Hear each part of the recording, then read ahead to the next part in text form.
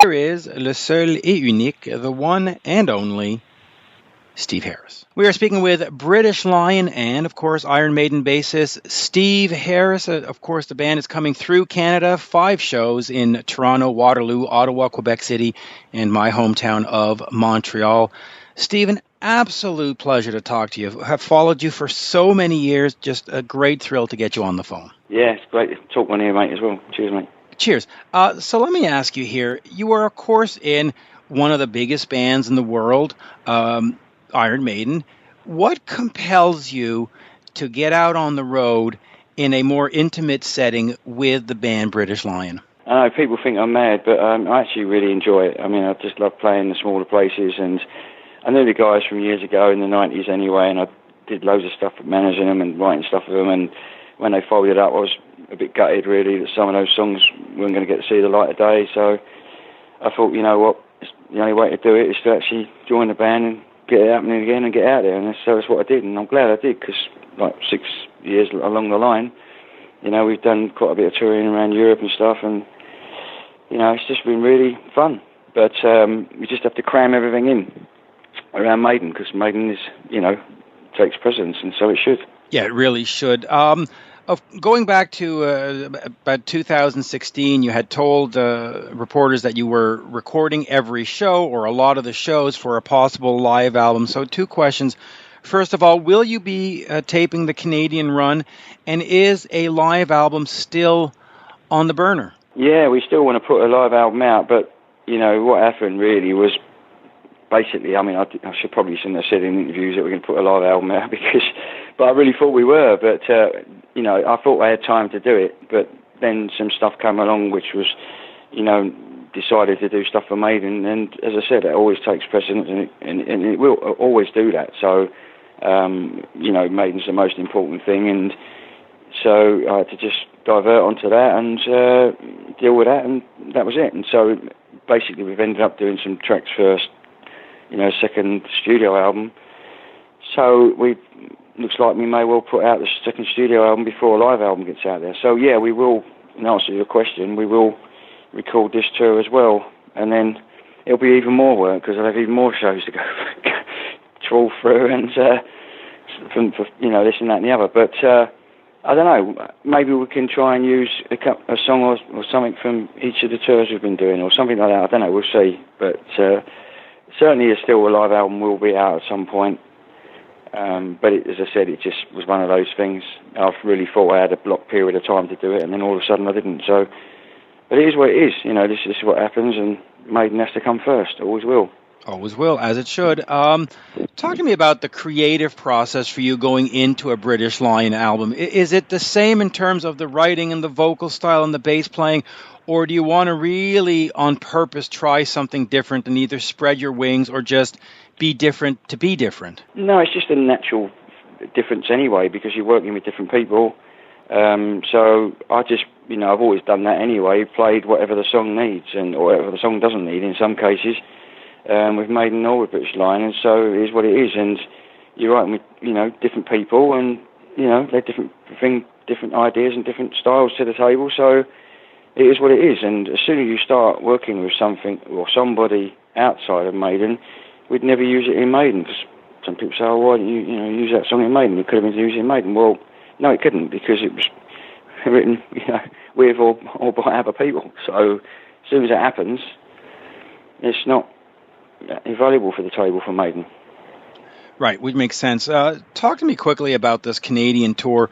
You know, Iron Maiden, which of course is the priority, whenever you've come to Quebec City or Montreal, and even the rest of North America, you've been greeted just with incredible open arms.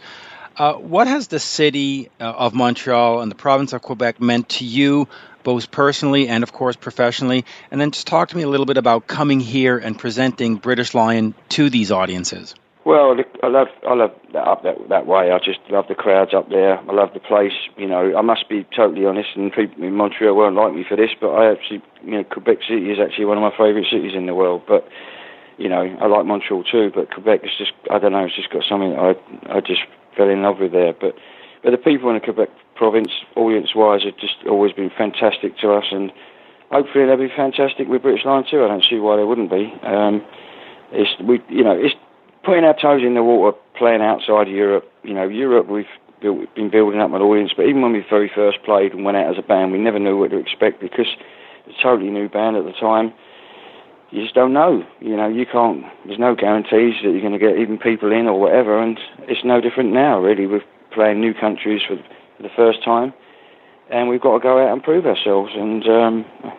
But we will, and hopefully, if people, will make the effort to turn up, and we can then prove what we can do. And I've always said that even back in the day about Maiden in the early days as well, it was the same sort of thing. You're just trying to get people in there and prove what you can do. Yeah, and by the way, being in Montreal, I don't disagree with what you say. I've seen the band in all kinds of cities and all kinds of venues, and there's just something magical when Iron Maiden plays Quebec City. It's not even a show; it's some kind of like weird love connection of some kind. It's spectacular. Well, it's partly that, but it's also partly the place because at all different times of the year, I just love the place. It's just a magical place for me as a city itself. So. And that's not that I don't like Montreal. I do, but I don't know. Quebec is just with the history and just the buildings and just I don't know, being by the water there, and it's just fantastic. I just love it. I agree. You will, of course, have Coney Hatch on this bill, a band that you haven't toured with since, I guess, 1983 or so.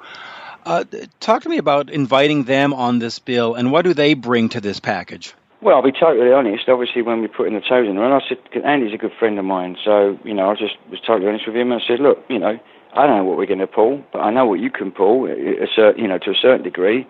So if we put both of us together, we should be able to pull more people than if we're just coming on our own, but plus the fact that it'll be great fun to tour with them as well. And so, they bring a lot to the table as well. So, I'm sure people will be coming to see them rather than us too. But that's great. Hopefully we'll nick some of their fans and they'll nick some of ours. And that's the way it kind of should work, really. It should be good for everybody. And I just think that people are going to get value for money, that's for sure, with two strong, really powerful bands. It'll be great. Where do we go from here moving forward? Because I know that the legacy of the Beast Tour is probably going to come to North America next year, though nothing's been officialized. But does British Lion have a plan for 2019, or are we really sort of thinking this is it until Maiden sort of ramps it up again? Well, this is the problem that you've got with British Lion being a side project, because Maiden will always, come first, and so I can't really do anything or plan anything unless I know what's going on with Maiden, and everything is based around that.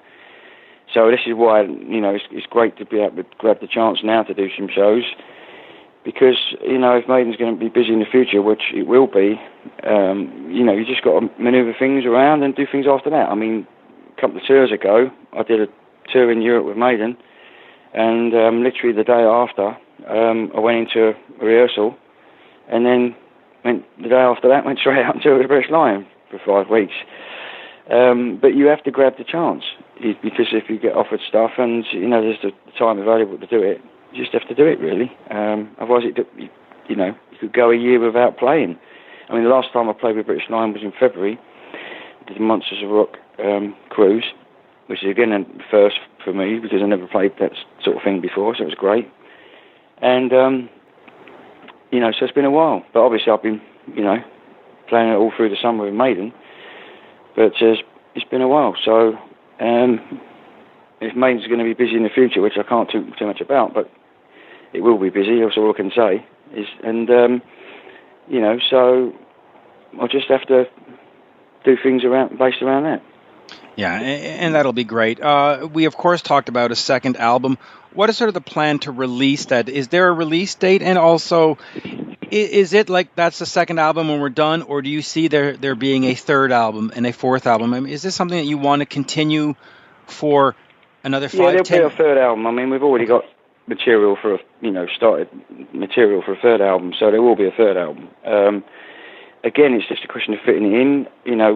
We actually finished the second album, but it's a question, again, from what we were saying before about fitting things in, it's not really much point in releasing an album if we haven't got a tour to do. So we've got to work out when that can be. So I'm not sure when we'll release that, but I think we may well release a single track very soon, and then the album will be whenever it is. But also, the live album that I talked about before got put on the back burner because, something cropped up with Maiden that had to be done, I wasn't aware of, that was then decided we were going to do, and it is, so Maiden has to come first, all the time, and it always will. So is what it is, and so, that's the live album's got put on the back burner, but we will be recording shows on this tour as well, so I'll have even more shows to go through and pick stuff out. Yeah, that'll be great. Just real quick, your daughter Lauren, of course, put out "Calm Before the Storm" that featured Richie Faulkner now in Judas Priest. What is some of the advice you've offered Lauren about making it in this business, and what advice would you offer anybody else's daughter or son who wants to make it and have a career? Because yours has, of course, been outstanding, but it's rarefied air. What kind of advice would you offer? Well, you've just got to stick to your guns and just enjoy yourself and not worry too much about what other people think, because I think it's more these days than ever. Everyone's got an opinion. Before, there was a localised opinion, and someone in Brazil had an opinion. You didn't really get to find out until you went to Brazil, or if you went to Brazil. So, but now, it's on the web that night, and everyone in the world knows it, and so it is what it is. And everyone's got an opinion, and not all of it's going to be good. And you just have to be tough enough to take that, and just be strong enough to think, well, and believe in what you're doing enough to not to worry about those sort of things, because, there's so many positive comments, but don't get bogged down with the negative ones, because, it's what it is. You can't please everybody, nor should you try. So, you've basically got to please yourself first, and then any fans after that come a close second. Yeah, it really does. Just quickly back to the second album. Musically, stylistically, is it, I don't want to say more of the same from the first album that came out in 2012, or do we experiment? I mean, does British Lion allow you a chance to experiment musically, or do you have to sort of be a hard rock band because you're Steve Harris? Well, I think it's evolved anyway. It's just evolved into something a bit different because we've been playing live together over the last 6 years, which obviously with the first album we hadn't been playing live at all. So it's a different thing now to what it was. And, it's still lots of songs with lots of melody in it, but, if anything, it's got probably harder and, a bit edgier and harder, I suppose. It's difficult to describe, but I think the songs are really strong. Some of the songs we've been playing for a couple of years live now anyway, but there's, it's a really strong album. So I'm really pleased with it, and I think that, I think certainly British Lion fans will really like it. And hopefully other people will take it on board as well. We'll see. Yeah, we'll see, and we'll certainly hope. I'm just going to ask you one or two Maiden questions, if okay, but I'm just curious to your thoughts on the whole Rock and Roll Hall of Fame thing, because you look at the Scorpions and Judas Priest and Iron Maiden, bands that have influenced the world both commercially and musically for 30, 40 years, not considered for the Hall. Is that something that irritates you, that makes you laugh? How do you sort of look at that snub? It doesn't irritate me or make me laugh. I don't really think about it, to be honest. It's not something I really, and I don't want to sound blasé about it. It's just I don't really think about it. I think awards are things that are nice to have when you get them, but it's not something you're really striving for. It's not what it's about. It's just never been about that. It's just always been about just trying to make good music and go and play good live shows, and that's it really. And hopefully that people will appreciate it. It's very nice when people give you awards. Don't get me wrong. I think it's great, but it's not something you would lose sleep over if you didn't get any. That's what I mean. Without, I don't know. It's just the way I am. I don't know. Maybe the rest of the guys might think differently than me, but that's what I think. It's not that I don't care about them at all. It's just I don't know. And then it's not that they're not meaningful when you do get them. It's nice,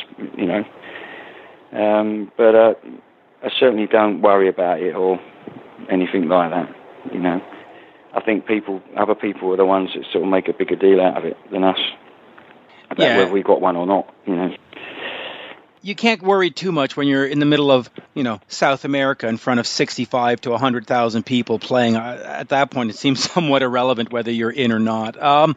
Just quickly on your bass playing, what is to you sort of the most important elements of your style? Is it the actual physical instrument? Is it the different effects? What makes you a great bass player, and what are the things that you look for in your playing? Well, I don't know. I don't really consider myself a great bass player. I would rather consider myself a good songwriter than a bass player to a certain degree. But I don't really analyse what I do. I think Michael Kenny, my bass tech, could probably tell you more about my gear and my sound and everything than I could. But playing-wise, it's just, I don't know.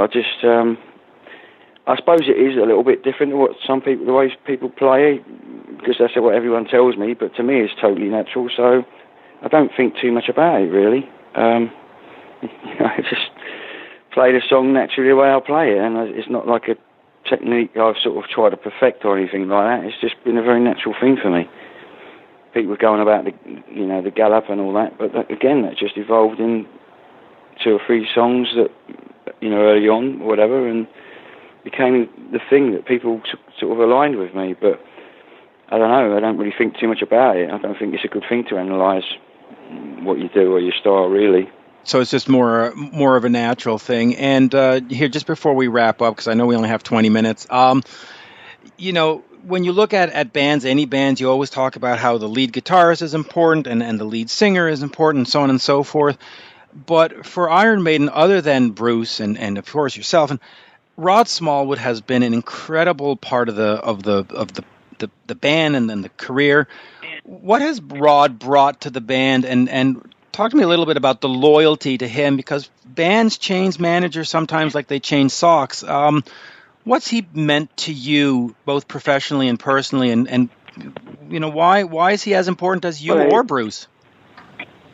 Well, he's just a fantastic manager, and also Andy Taylor also is a fantastic manager as well. So, in a different capacity, more on the business side of things. But Rod, he's very creative. He's just very gung ho with the way he is with things. And if you need him to go and basically, help you out with something or whatever, or shield you from something or whatever, he's there to do whatever, and he always has done. And he's just great to work with, so easy to work with, and he's very direct, which I like, because I'm direct as well.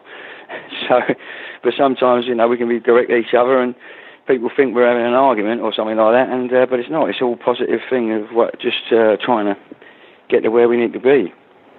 And he's certainly a character, that's for sure. But it's just, I don't know. Again, it's been a natural thing. We don't really analyse the relationship really. It's just, again, I feel very lucky that we've got a manager who cares about us as much as he does. As I said, Andy Taylor also needs mentioning like that, because he's been fantastic as well. So they're a fantastic management team. Yeah, they really have been. So we surround ourselves with good people, as well. So all the people right through the management, right through the road crews, and everybody who works with us, we try and surround ourselves with, really good, decent people. And it's important, especially when you're travelling around together and working as hard as we do together to make the thing work, Yeah, and I think that's also an important thing to mention to up-and-coming artists. If you look at Kiss or Judas Priest or you guys or Metallica, there's been a loyalty and there's been a team in place, and that I think is a good thing to mention, that you always should have a good team. That's what's also going to help you succeed. And then final question, a lot of those bands have announced farewell tours and it's over and done with and the sunset is going down. Do you see that in Iron Maiden's future and in your future professionally, or is that something that you don't think about and we're nowhere near being there? Well, I try not to think too much about it, because it's not really a nice thing to be thinking about the end of the career. But I mean, obviously we're at the arse end of the career rather than the beginning of it, so it is what it is. But we certainly think we could carry on for a while. But you just never know. I think you just got to take it as it comes, especially when you get to our age, I suppose. You never know what's around the corner. especially after what happened with Bruce and everything. So you just never know. So you just got to, enjoy gigs, enjoy life, and just, be out there and just have fun. And which is exactly what we're doing. We're really enjoying it, probably more than ever, I think. So, but, how long we're going to go on for, I don't know. People were asking us that from 20 years or more ago. We're still doing it. We'll still do it. Well, we can still do it, and we're still enjoying it. We'll carry on as long as we can, but who knows how long that's going to be? Something else might decide something for us. You just don't know. But again, I don't like to think about things too much because we're enjoying ourselves at the moment, and you don't really sort of want to be thinking like that, really. Yeah, and doing it at such a high level. I, of course, will be seeing you November 3rd at the Brass Monkey in Ottawa, and, of course, on November 5th at the Corona Theatre in Montreal. And, of course, very much looking forward to Iron Maiden, whether you come next year or not. I'm still looking forward to Iron Maiden live again. Steve, absolute pleasure. Just thank you for everything. Okay, mate. I'll see you at the gigs. Cheers, mate. Cheers. Bye-bye now.